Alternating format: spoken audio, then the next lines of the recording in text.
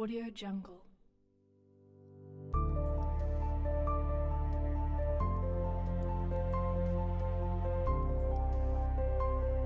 Audio Jungle.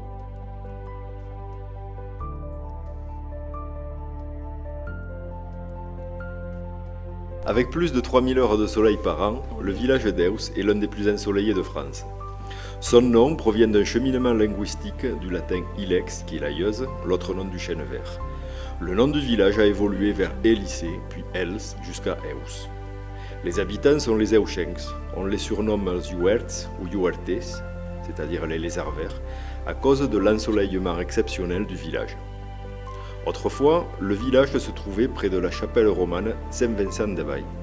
Puis, au XIIIe siècle, suite au traité de Corbeil entre Royaume de France et de Catalogne, les habitants se sont mis à l'abri de ce château et des remparts sur la colline toute proche. L'origine de cette église se confond avec l'annexion de cette partie de la Catalogne Royaume de France à la fin du XVIIe siècle.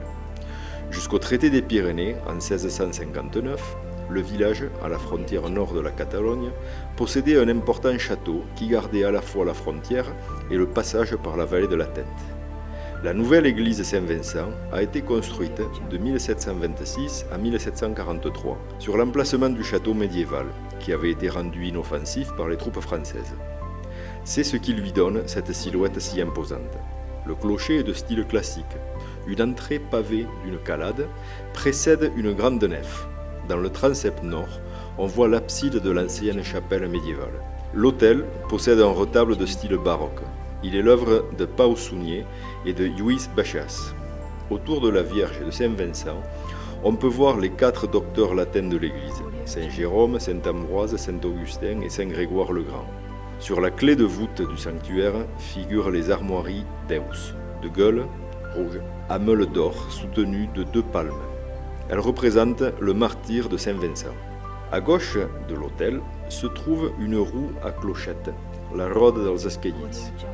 On la faisait tourner uniquement le samedi saint au Gloria de la Messe pour fêter le retour des cloches, après 40 jours de carême.